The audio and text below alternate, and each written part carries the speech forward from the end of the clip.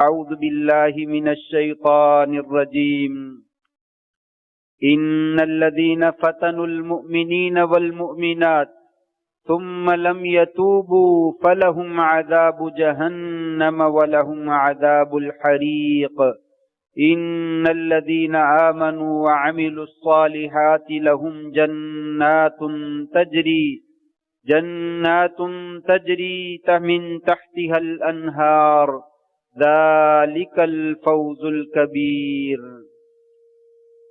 بے شک وہ لوگ جنہوں نے مومن مردوں اور مومن عورتوں کی آزمائش کی اور پھر اس سے توبہ نہیں کی، ان کے لیے جہنم کا عذاب ہے اور ان کے لیے جلنے کا عذاب ہے۔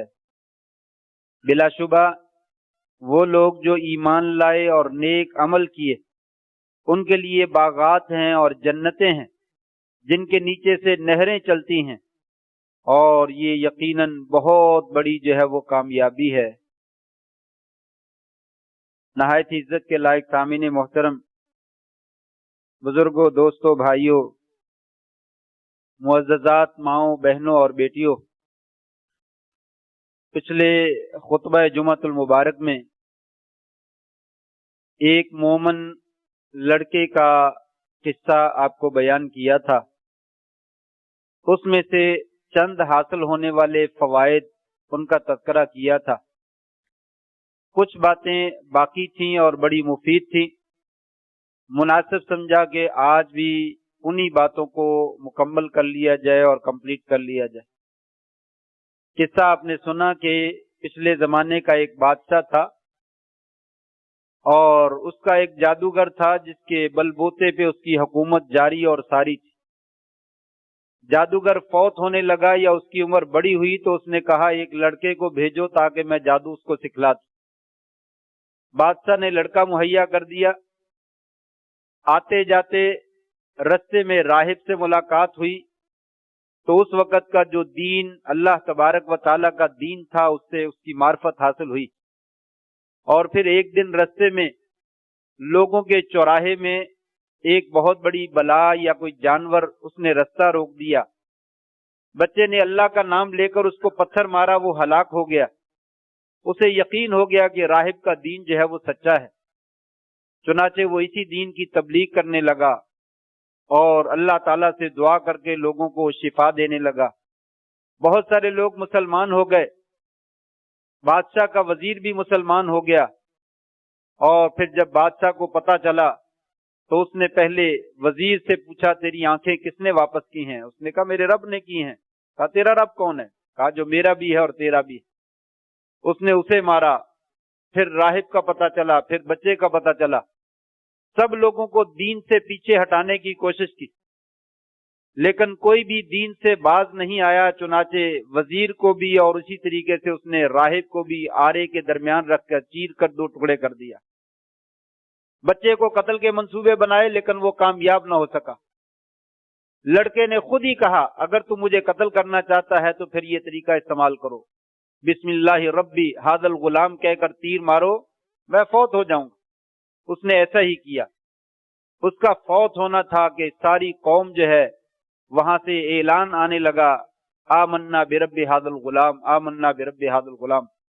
چنانچہ بادشاہ نے خندقیں کھدوائیں اور مومن لوگوں کو، ایمان لانے والوں کو ایمان سے پیچھے ہٹانے کی کوشش کی۔ جو باز نہیں آیا اسے خندق کے اندر، آگ کے اندر اس نے دھکیل دیا۔ یہ قصہ تھا۔ اس میں سے 5 باتیں میں نے پچھلے جمعہ میں ذکر کی تھی۔ نمبر 1، اولاد کی اچھی تربیت کرنی چاہیے تاکہ وہ اولاد نیک بن کر لوگوں کی اصلاح کرنے کی کوشش کرے، لوگوں کے اندر انقلاب پیدا کر دے اور لوگوں کو اللہ کے عذاب سے بچا کر اللہ کی نعمتوں کی طرف وہ لگا دے، اسلام اور دین کی محبت کے اوپر وہ لگا دے۔ اولادوں کو بے یار و مددگار نہ چھوڑیے، کہیں وہ نٹ کے اور بے حیائی کے اور برائی کے اور لادینیت کے فتنے میں مبتلا نہ ہو جائے۔ یہ پہلا فائدہ تھا۔ دوسرا فائدہ، دائی کو چاہیے کہ لوگوں کے دلوں میں اللہ کی محبت، دین کی محبت، اسلام کی محبت، شریعت کی محبت، ایمان کی محبت، اسے پیدا کرے اور کہے کہ اللہ ہی معبود ہے اور اللہ ہی رب ہے، رب بھی اللہ ہی ہے اور معبود بھی اللہ ہی ہے، مشکل کشا اور حاجت روا بھی وہی ہے اور عبادت کے لائق بھی وہی ہے۔ بچے نے یہی کہا، شفا میں نہیں دیتا، شفا اللہ دیتا ہے۔ اور تیسری بات، انسان کو دائی ہو یا کوئی بھی مسلمان ہو، اللہ پہ مکمل یقین ہونا چاہیے کہ اگر پہاڑ بھی ٹکرا جائیں تو انسان سمجھے کہ پہاڑ بھی میرا جو ہے وہ کچھ نہیں بگاڑ سکتا اگر اللہ تبارک و تعالیٰ مجھے نقصان نہ پہنچانا چاہے۔ دنیا کی ساری طاقتیں بھی مل کر آ جائیں تو میرا کچھ نہیں ٹیڑھا کر سکتی۔ اگر یہ یقین ہو جائے تو پھر اللہ کی مدد آتی ہے، اور اس لڑکے کے ساتھ یہی معاملہ ہوا۔ اللہ کے پختہ یقین ہے، پہاڑ کے اوپر لے گئے تو کہا اللہم اکفنیہ بما شئت، یا اللہ تو بچانے والا ہے۔ پہاڑ میں زلزلہ پیدا ہوا، فوجی تباہ ہو گیا، بچہ محفوظ واپس آ گیا۔ کشتی میں لے گئے، کشتی ہچکولے کھانے لگی، فوجی غرق ہو گیا اور بچہ جو ہے وہ کامیاب ہو گیا۔ ایک رب پہ یقین ہے تو انسان کو دنیا کی کوئی طاقت اس کا بال بھی ٹیڑھا نہیں کر سکتی۔ یہ یقین پیدا کرنے کی کوشش ہے، یہ یقین جو ہے وہ انسان کو جو ہے وہ پیدا کرنا چاہیے۔ 3 اور نمبر 4، بلکہ چار چیزیں، 5ویں چیز، انسان کی دعوت جو ہے وہ مسلسل ہونی چاہیے، لگاتار ہونی چاہیے، دن رات ہونی چاہیے۔ اور دعوت کا فریضہ ایک بندے کا نہیں، پوری امت کا فریضہ ہے کہ انسان صبح دیکھے نہ شام دیکھے نہ رات دیکھے، دن رات ایک کر دے، زندگی اور موت، مرنا اور جینا سب کچھ اللہ کی دعوت کے لیے وقف کر دے۔ اس لڑکے نے ایسے ہی کیا، اپنی جان کا نذرانہ بھی پیش کر دیا تاکہ دعوت جو ہے وہ کامیاب ہو جائے۔ دعوت کامیاب ہوئی اور اپنی موت بھی، اپنی زندگی بھی اللہ کے حوالے کر دی اور جاتے جاتے جو ہے وہ تبلیغ کر دی۔ یہ 4 یا 5 باتیں جو ہے وہ میں نے ذکر کی تھی۔ اس کے بعد آگے مزید اس حدیث کے اندر بے شمار فوائد ہیں اور ایمان کو مضبوط کرنے والی چیزیں ہیں۔ 6 نمبر پر یاد رکھنا چاہیے، حقیقی خسارہ اور حقیقی کامیابی کس چیز کا نام ہے؟ حقیقی خسارہ اور حقیقی کامیابی کس چیز کا نام ہے؟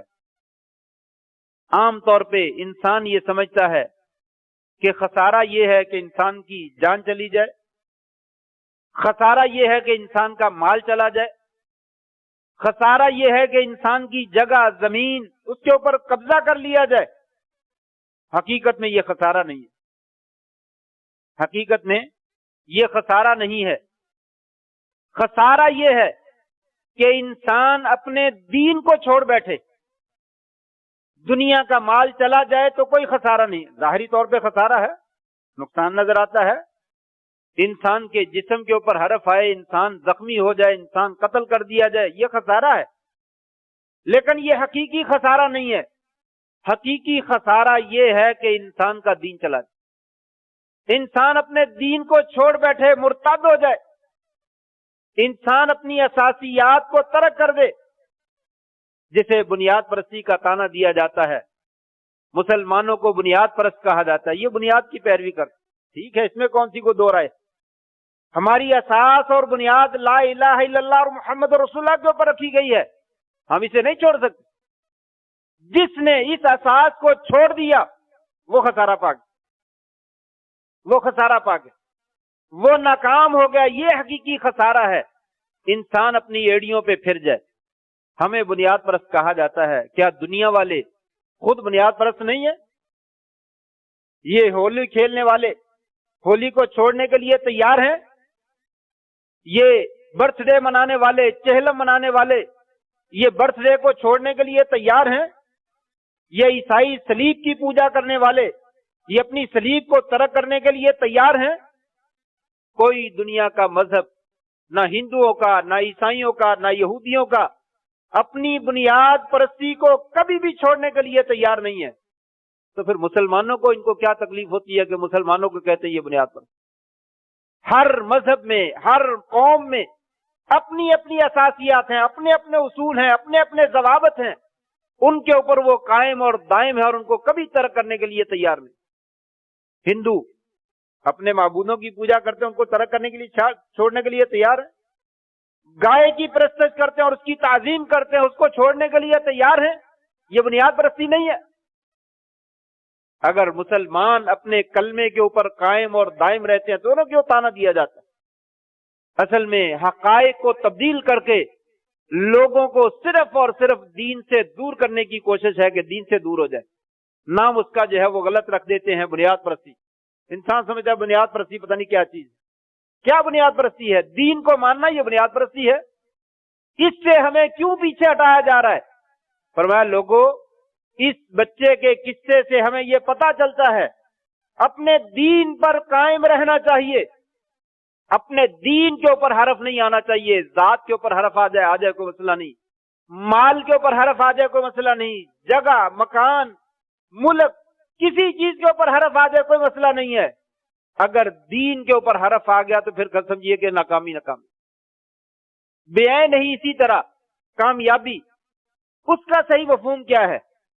انسان سمجھتا ہے مجھے صحت مل جائے، میری جان بچ جائے، میرا جسم جو ہے وہ بالکل صحیح اور تندرست اور توانا رہے، مجھے تکلیف نہ پہنچے، میرا مال، میرے بیوی بچے بالکل محفوظ رہیں، میرا مکان، میری کوٹھی، میرا دفتر، میرا ادارہ، میرا انسٹیٹیوٹ، جو کچھ بھی ہے یہ سارے کے سارے صحیح سالم رہیں تو سمجھتا میں کامیاب.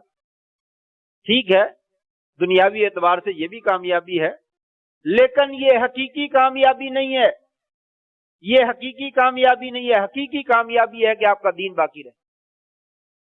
اگر آپ کا دین باقی ہے تو سب کچھ کامیاب ہے، اگر دین باقی نہیں ہے تو سب کچھ ختم ہو گیا.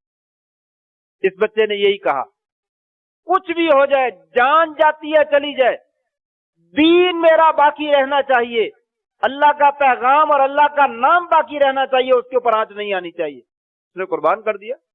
راہب نے اپنے آپ کو قربان کر دیا، وزیر نے اپنے آپ کو قربان کر دیا، خندقوں والوں نے اپنے آپ کو قربان کر دیا. دین کے اوپر حرف نہیں آنے دیا گیا، یہ کامیابی ہے. حضرت صہیب رومی رضی اللہ تعالیٰ عنہ ہجرت کر کے مدینہ پہنچے تو بوریا باندھا ہوا، ٹاٹ باندھا ہوا، کہنے لگے یا رسول اللہ مشرکین مکہ نے سب کچھ لوٹ لیا، کوئی پیسہ نہیں چھوڑا، کوئی لباس نہیں چھوڑا، کچھ نہیں چھوڑا، سب کچھ چھین لیا. کہا صہیب دین بچا کر آگے ہو؟ کہا جی ہاں دین بچا کر آگے. کہا سب کچھ بچا کر آگے ہو، کچھ بھی لٹا کر نہیں آئے. دین بچ گیا ہے تو سب کچھ بچ گیا ہے، یہی کامیابی. اس قصے نے ہمیں یہ سبق دیا ہے کہ لوگوں، دین کے سامنے کوئی چیز حیثیت نہیں رکھتی. دین سب سے زیادہ قیمتی شے ہے. اگر انسان کا دین چلا جائے تو پھر کچھ نہیں، اور اگر دین بچا ہوا ہے، اس کے رستے میں مال چلا گیا ہے، اس کے رستے میں مکان چلا گیا ہے، اس کے رستے میں جان چلی گئی ہے، کوئی مسئلہ نہیں ہے، انسان کامیاب. تو یہ حقیقی خسارے اور حقیقی کامیابی کا مفہوم ہے جو اس قصے سے ہمیں معلوم ہوتا ہے. ہماری نظروں میں حقیقی کامیابی اور حقیقی خسارہ کچھ اور چیز کا نام. اس لیے اس مفہوم کو اپنے ذہن میں رکھنا چاہیے اور اس کو جو ہے وہ سامنے رکھ لینا چاہیے کہ جو ہم نے معنی بنا رکھا ہے اور مفہوم بنا رکھا ہے وہ جو ہے وہ درست نہیں ہے. دوسرے نمبر پر اس قصے کے اندر جو ہے وہ ہمیں پتہ چلتا ہے کہ ابتلا، آزمائش، مصیبتیں، پریشانیاں، اس کا اور اسلام کے ساتھ، مسلمان کے ساتھ چولی دامن کا ساتھ ہے. یہ لمبی جنگ ہے جو کبھی ختم نہیں ہونے والی حتیٰ کہ قیامت آ جائے. یہ بات مسلمان بھول جاتے ہیں اور آج بھول چکے ہیں. آزمائش اور اسلام یہ دونوں ساتھ ساتھ چیزیں ہیں، یہ کبھی جدا نہیں ہونے والی. مسلمان بھی ہو اور آزمائش نہ آئے، یہ کیسے ہو سکتا ہے؟ جو مسلمان ہے اور اس کو آزمائش نہیں آتی وہ سمجھے صحیح معنوں میں وہ مسلمان نہیں. اسلام لانے کے بعد آزمائشیں آتی ہیں. یہ اللہ تبارک و تعالیٰ کا قانون فطرت ہے کہ وہ ضرور آزمائش کرتا ہے مطلقاً بھی. وَلَنَبْلُوَنَّكُمْ بِشَيْءٍ مِّنَ الْخَوْفِ وَالْجُوعِ وَنَقْصٍ مِّنَ الْأَمْوَالِ وَالْأَنفُسِ وَالثَّمَرَاتِ وَبَشِّرِ الصَّابِرِينَ. لوگوں ہو ہی نہیں سکتا ہم تمہاری آزمائش نہ کریں.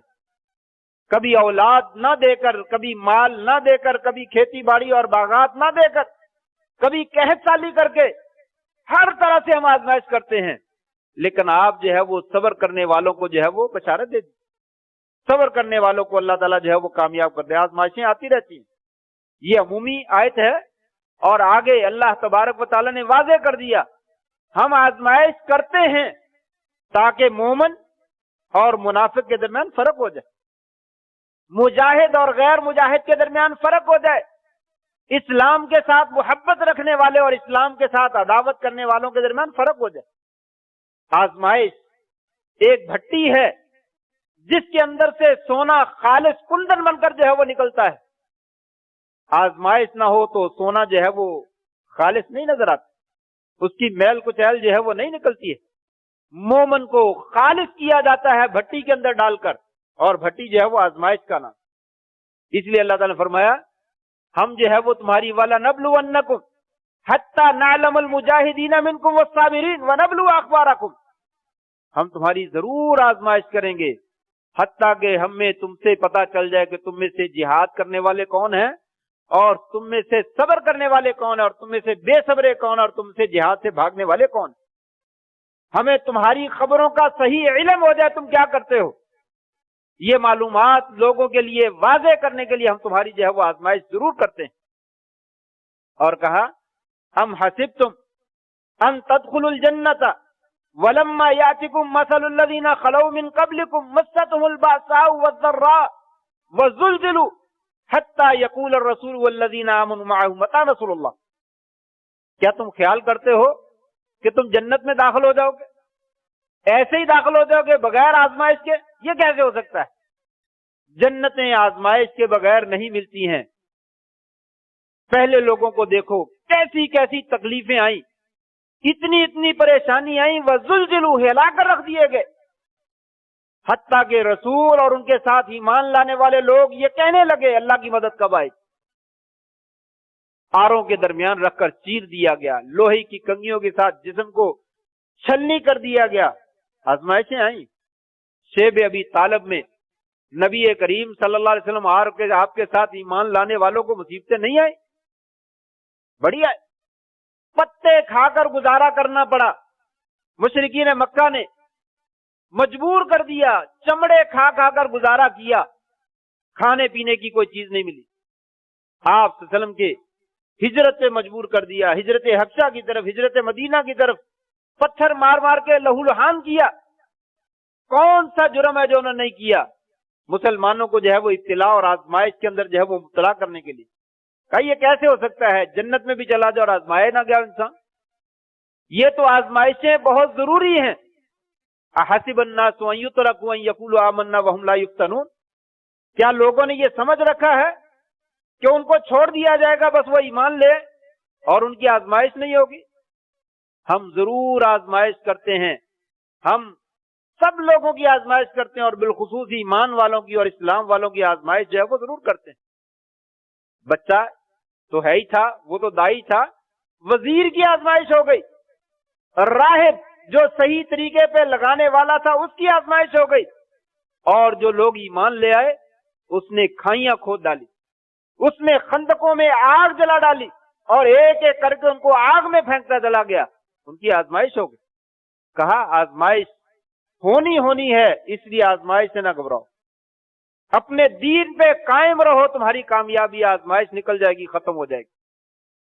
تو یہ دوسرا سبق جو ہے آج کے جمعہ کا، اس کے حدیث کے اندر سے جو ہے وہ ہمیں ملتا ہے کہ آزمائشیں اللہ کی سنت ہے، اللہ کا طریقہ ہے، یہ قانون ہے، ضابطہ ہے، شروع سے چلا آ رہا ہے، شروع سے چلا آ رہا ہے، اور یہ قیامت تک چلتا رہے گا۔ کس کس کی مثال جو ہے وہ ذکر کی جائے؟ ابراہیم علیہ السلام کی آزمائش نہیں ہوئی، موسیٰ علیہ السلام کی آزمائش نہیں ہوئی، نوح علیہ السلام کی آزمائش نہیں ہوئی۔ کون سا نبی اور رسول ہے جس کی آزمائش نہیں ہوئی؟ اور وہ کون سے نبی اور رسول کے ماننے والے ہیں جن کی آزمائش نہیں ہوئی؟ لہذا آزمائشوں سے گھبرا کر کبھی بھی اپنے دین کو جو ہے وہ ترک نہیں کرنا چاہیے، اپنے دین پہ لگے رہنا چاہیے، تب کامیابیاں ملتی ہیں۔ آج اگر ہمیں کامیابیاں اور کامرانیاں نہیں مل رہی ہیں، اس کی وجہ یہی ہے کہ ہم آزمائش کو برداشت کرنے کے لیے تیار۔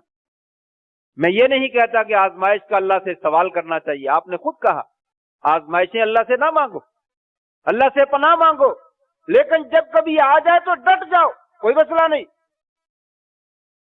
بھگتیں گے، تیار ہیں اس کے لیے۔ جب آزمائش آ جائے تو بھاگنے کی ضرورت نہیں۔ آپ نے فرمایا طاعون آ جائے کسی قوم میں، بھاگو نہیں، جہاں پہ طاعون ہے وہاں پہ جاؤ نہیں، جہاں پہ طاعون وہاں پہ موجود ہے بندہ وہاں سے نکلے نہیں۔ اللہ کی مصیبت، اللہ کی آزمائش سمجھ کے وہاں پہ صبر کرے۔ کافر کے لیے وہ عذاب بن جاتا ہے اور مومن کے لیے جو ہے وہ جنت میں جانے کا رستہ بن جاتا ہے۔ تو یہ دوسرا فائدہ ہے کہ آزمائشیں اللہ کی سنت اور اللہ کا طریقہ ہے، اس لیے انسان کو آزمائش کے معاملے میں صبر کا مظاہرہ کرنا چاہیے۔ نمبر 3، اس قصے سے ہمیں یہ معلوم ہوتا ہے کافر ہندو ہوں، عیسائی ہوں، یہودی ہوں، سکھ ہوں، کسی مذہب سے تعلق رکھنے والے ہوں، سب ایک ہیں مسلمانوں کے خلاف۔ مسلمانوں کے خلاف سب ایک ہیں اور ان کا سب کا ایک طریقہ ہے، اور وہ طریقہ کیا ہے؟ ظلم کا، زیادتی کا۔ یہ سب ظالم لوگ ہیں اور زبردست دہشت لوگ، دہشت گرد ہیں۔ آج دنیا کے سامنے حقائق کو بدل کے رکھ دیا گیا ہے، دہشت گردی خود کرتے ہیں اور مسلمانوں کو دہشت گردی کا نام دیتے ہیں۔ آج یہ میڈیا، یہ فتنہ دجالی ہے، اس کے اوپر جو برائی، جو گند، جو غلط بات آپ نشر کرنا چاہیں وہی لوگوں کے ذہن میں بیٹھ جاتی ہے۔ بار بار ایک چیز کو نشر کرتے چلے جائیں، وہی چیز لوگوں کے ذہنوں میں سرایت کر جائے گی کہ یہی بات سچی ہے۔ کہتے ہیں اتنا جھوٹ بولو، جھوٹ بولنے والا اتنا جھوٹ بولے اس کو خود شک پڑ جائے کہ جو میں بات کہہ رہا ہوں لگتا ہے یہ سچی ہے۔ آج کا دجالی فتنہ میڈیا یہ جو ہے یہی کچھ ہے۔ آج حقائق کو تبدیل کر دیا گیا، یہ دشمنوں کا وتیرہ ہے کہ وہ دہشت گردی کرتے ہیں۔ اس قصے میں اس نے کیا کہا؟ میرا رب، تمہارا رب اللہ ہے۔ لڑکے نے یہی کہا نا، وزیر نے یہی کہا، راہب نے یہی کہا، ان کے ماننے والوں نے یہی کہا، لیکن بادشاہ نے کیا کیا؟ وزیر کو چیر کر رکھ دیا۔ اس میں انسانیت ہے؟ ایک طرف کہتے ہیں انسانیت کا احترام کرنا چاہیے، کتے کی قدر کرنی چاہیے، کتا مر رہا ہے ہیلی کاپٹر بھیج دو، ایمبولینس بھیج دو، اس کی جان بچا لو۔ اور دوسری طرف ایک انسان بس اتنا کلمہ کہتا ہے میرا رب اللہ ہے، اسے آرے کے درمیان رکھ کر چیر دو۔ کہاں ہے انسانیت؟ حقوق انسانی کی تنظیمیں کہاں ہیں؟ کون ہی بتلاتی کہ مسلمان کون دہشت گرد ہے؟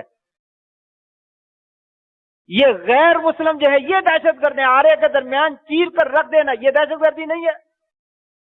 وزیر کو چیر کر رکھ دیا، راہب کو چیر کر رکھ دیا، اور بچے کو ہر طرح سے قتل کرنے کی کوشش کی، اس سے جان چھوٹ جائے۔ یہ کیوں کہتا ہے میرا رب اللہ ہے؟ آپ کو کیا تکلیف ہے؟ جب آپ کہتے ہیں مذہب کی آزادی ہے، ہمیں یہ سبق پڑھایا جاتا ہے آزادی ہے، لوگوں آزادی دو۔ آپ اپنے ملک میں یہودیوں کو کیوں نہیں آزادی دیتے؟ آپ اپنے مذہب میں باطل مذہب کو کیوں نہیں آزادی دیتے؟ وہ تم دیتے ہو، یہ تم نے دی ہے۔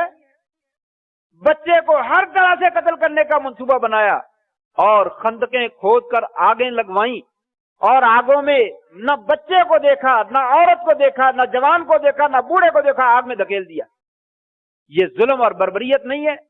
یہ درندگی نہیں ہے؟ کون نہیں کہتا یہ دہشت گردی نہیں ہے؟ سب سے بڑی دہشت گردی یہی ہے۔ مشرکین مکہ نے بھی یہی کیا، اپنے قریبی رشتہ داروں کو، میں نے جیسا کہ ذکر شیب ابی طالب میں بند نہیں کیا، ان کے ساتھ قطع تعلق ہی نہیں کر دی۔ مسلمانوں نے کیا بگاڑا ان کا؟ یہی کہا نا میں ہم اللہ اور اس کے رسول پر ایمان لاتے ہیں، اللہ ہی سب کا مشکل کشا ہے، اتنی بات کہی۔ اپنا دین ہے، تم بھی اپنے دین کو بولو، ہم بھی اپنے دین کو بولتے ہیں، بولتے رہو۔ لیکن مسلمانوں کو کہا تم نہیں بول سکتے، ہم بول سکتے ہیں۔ کیوں؟ اللہ تبارک و تعالیٰ نے زمین کے اندر خلافت تمہیں عطا کی ہے۔ اگر وہی کلمہ تم کہتے ہو تو تم جو ہے وہ بڑے پاکیزہ اور پاک صاف ہو۔ اگر مسلمان وہ کلمہ کہتا تو مسلمان دہشت گرد بن جاتا۔ اس کے اوپر جتنا ظلم کر سکتے ہو کرو۔ حضرت صہیب رومی، بلال حبشی، سلمان فارسی، سمیہ، زنیرہ رضی اللہ تعالیٰ اجمعین، کیا کیا ظلم نہیں کیے، نیزے نہیں مارے گئے، قتل نہیں کیے گئے، مال دولت، عورتیں اور بچے ان سے نہیں چھینے گئے۔ یہ دہشت گرد نہیں تھی اور کیا ہے؟ اور آج فلسطین میں، کشمیر میں، شام میں، عراق میں، یمن میں کون سی دنیا کی دہشت گردی ہے جو نہیں کی جا رہی؟ صرف فلسطین کی مثال لے لیں، شام کی مثال لے لیں، نہ کبھی کسی درندے نے مسجد کو دیکھا، نہ کسی ہسپتال کو دیکھا، نہ کسی انسٹیٹیوٹ کو دیکھا، نہ ٹیوشن سینٹر کو دیکھا، نہ کسی ادارے کو دیکھا، نہ عورتوں کو دیکھا، نہ بچوں کو دیکھا۔ وہاں پہ بمباری برسا کر جو ہے، بمباری کر کے انسانوں کو ٹکڑے ٹکڑے لاشوں کے کر دیے گیا اور خون کی ندیاں بہا دی گئی، اور پھر بھی دہشت گرد مسلمان ہیں۔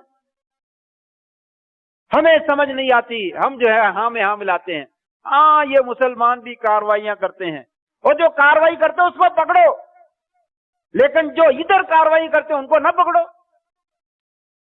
اگر کسی منافق نے، وہ ہمارے نزدیک مسلمان نہیں، اسلام تو منع کرتا ہے کہ کافر جن کے ساتھ آپ کا معاہدہ ہو چکا ہے اس کو قتل کرنا حرام ہے۔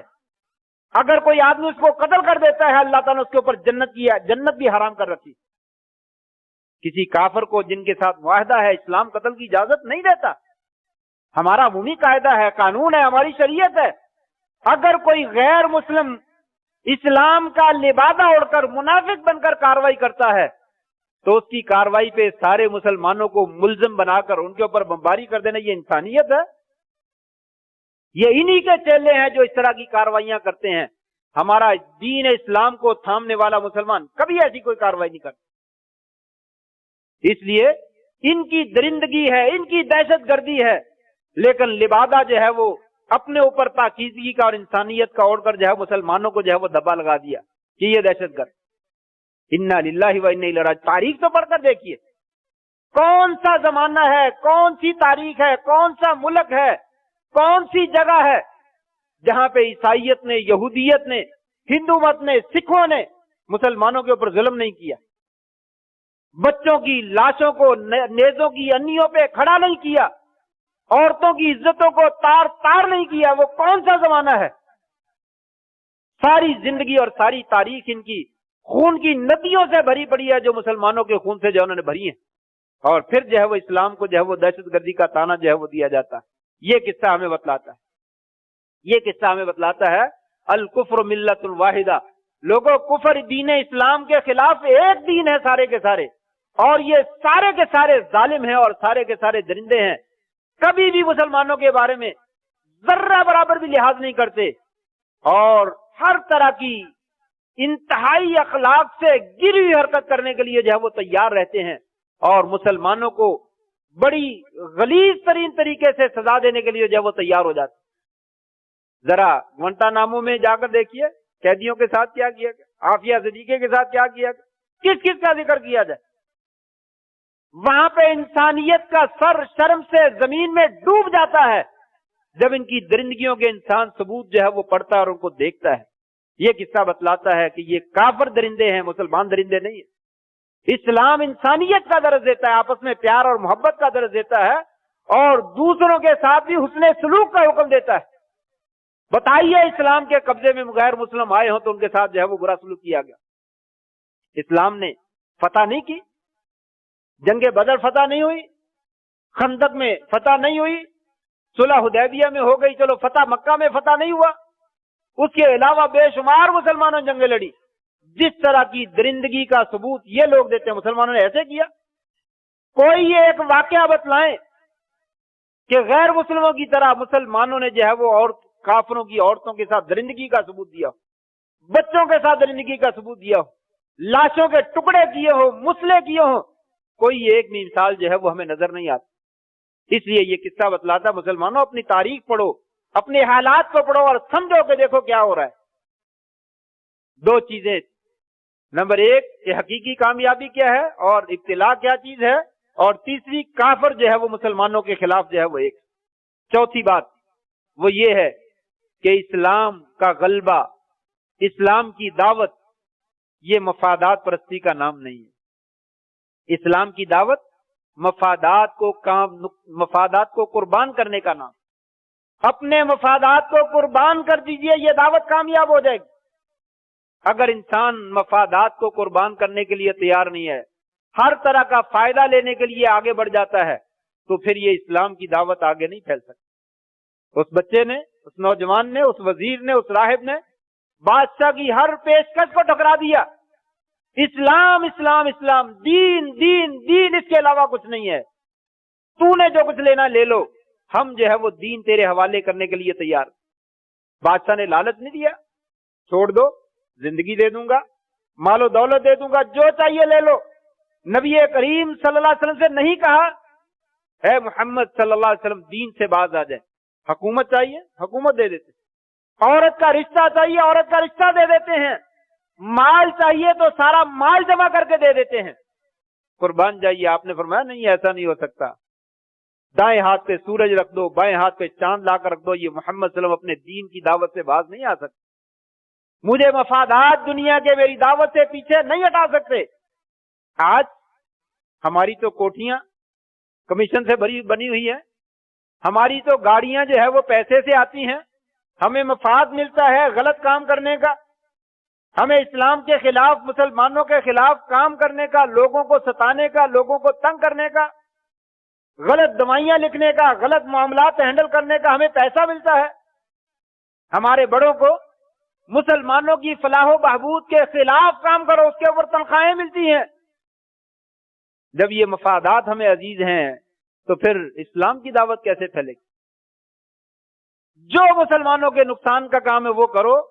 तालीम नहीं आम होने देनी, मुसलमानों को सुकून से नहीं बैठने देना। बिल बिजली के बढ़ा दो, गैस के बढ़ा दो, तालीम खत्म कर दो।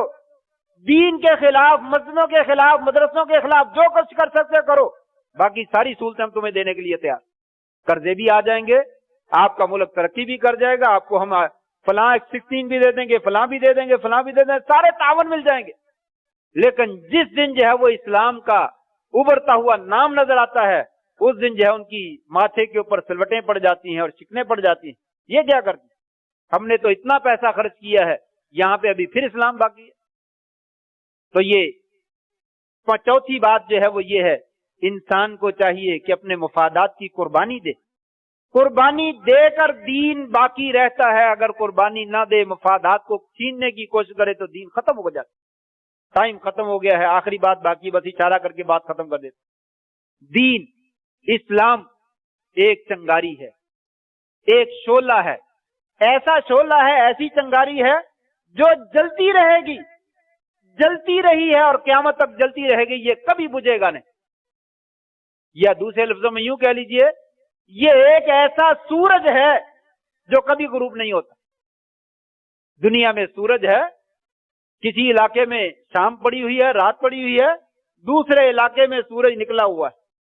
दीन भी ऐसा ही है, ये दबता नहीं है।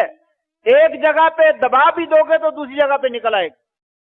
कुदरत ने इसमें इतनी लचक रखी है, जितना दबा दोगे उतना ही उभरेगा। ये इस्लाम उभरता है। लोगों, हमारे दीन की मदद करने से ये दीन बाकी नहीं रहता। ये दीन अल्लाह ताला ने बाकी रखना ही रखना है। ये हमारी खुशकिस्मती है, इस दीन को बाकी रखने वालों में हमारा भी नाम लिख दिया जाए। इस बंदे ने भी कोशिश की थी, उसने भी कोशिश की थी, उसने भी कोशिश की थी, उसका नाम चमक उठेगा, दुनिया में भी बन जाएगा और आखिरत में भी बन जाएगा। इसलिए ये चंगारी कभी बुझने वाली नहीं है। आपने साथ छोड़ना छोड़ दीजिए, किसी ने छोड़ना छोड़ दे, ये दीन बाकी रहेगा। वो बच्चों ने कुर्बानियां दे दी, दीन जो है वो बाकी है। वो फौत हो गए, वो खंदकों में जल गए, दीन जो है वो बाकी है। मुशरिकीन मक्का ने मक्का में तबाही उतार दी मुसलमानों की, दीन जो है वो बाकी है। उसके बाद आने वाली तारीख भरी पड़ी है कि काफिरों ने, ईसाइयों ने सलीबी जंगें करके मुसलमानों का कला कमा करने की कोशिश की, लेकिन दीन बाकी है। ये क़यामत तक बाकी रहना है। अल्लाह के फजल से वो आदमी ऊंचा हो जाएगा जो इसके साथ जुड़ जाएगा, वो आदमी जलील हो जाएगा, तबाह हो जाएगा जो इससे दूर चला जाएगा। इसलिए ये शोले बुझने वाले नहीं है, ये गायब होने वाले नहीं है। इसके साथ चिमट जाओ, इसको अपने दामन में ले लो, तुम भी कामयाब हो जाओगे। दीन ने तो कामयाब होना है। आज दीन नाकाम नहीं है, मुसलमान नाकाम है। आमतौर पे लोग कहते हैं दीन नाकाम हो गया, इस्लाम बुरा हो गया। इस्लाम बुरा नहीं है। दुश्मन आज भी इस्लाम की हक्कानियत का मोतरिफ है और इस्लामी उसूलों की पैरवी करता है। अपने अपने मुल्कों में इस्लाम के कवानीन को देखता है कि मुसलमानों ने ये किया, हमें भी ये करना चाहिए। इसी में कामयाबी है। وہ اگر نقصان پہنچاتا ہے تو مسلمانوں کو نقصان پہنچاتا ہے۔ یہ اسلام باقی رہنے والی شے ہے، یہ بڑی زبردست شے ہے، اس لیے ہماری کامیابی اور کامرانی کا دار و مدار اسی پہ ہے۔ اس کے ساتھ لگ جائیں اور اس کے ساتھ چمٹے رہیں۔ اللہ تبارک تعالیٰ سے دعا ہے اللہ کریم ہمیں دین کی دعوت، دین کی محبت، ایمان کی محبت، اپنی ذات کی محبت، اپنے رسول کی محبت، اپنی شریعت کی محبت اللہ تعالیٰ ہمارے دلوں میں جو ہے اس کو بسا دے، ہمارے دلوں کو اس کی نور کے ساتھ جو ہے وہ منور کر دے، اور اس کے لیے ہمیں بھی کچھ محنت کرنے کی جو ہے وہ توفیق نصیب فرما دے۔ وآخر دعوانا ان الحمد للہ رب العالمین۔